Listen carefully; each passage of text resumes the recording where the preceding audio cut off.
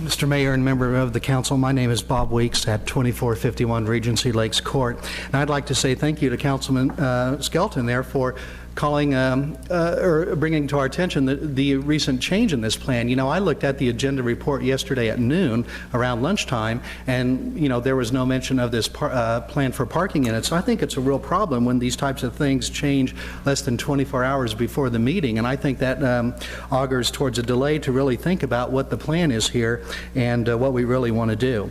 Now, it's the case that the City of Wichita is proposing to limit this TIF district spending to things like streets, intersections, landscaping, and lighting.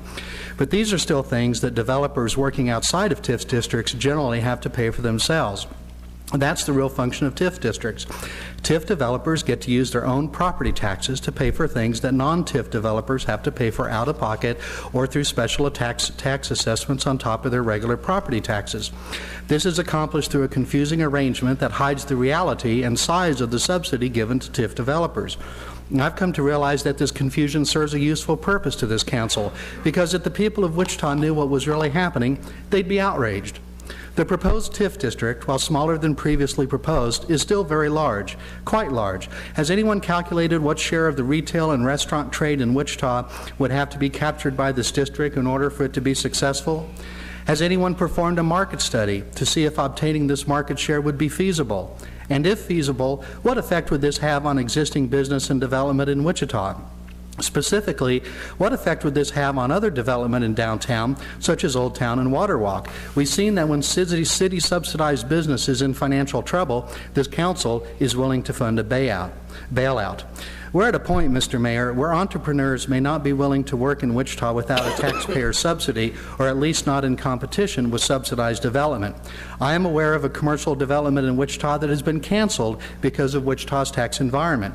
Some developers have told me that they are reconsidering whether to do any more business in Wichita simply because of our property tax environment. This situation has recently worsened as we voted ourselves a large tax increase last month. And at the state level, spending cuts or tax increases loom as the state's budget situation deteriorates day by day. Then consider reporting in the Wichita Eagle this summer, which found this.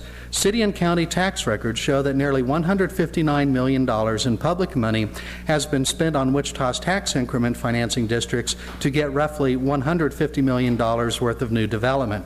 I would submit that that's hardly a good deal for city taxpayers. And then, evidence of the effectiveness of TIF districts for cities as a whole is not good.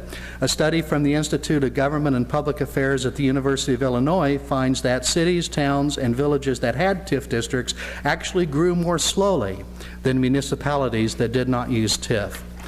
Finally, Mr. Mayor, you've referred to some people as the naysayers. Now, I don't know if you were talking about me.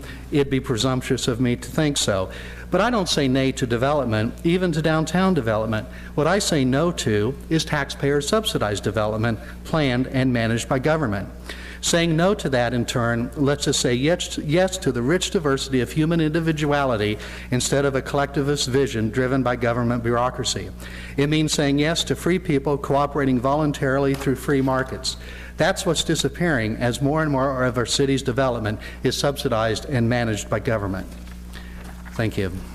Thank you. Or anyone else?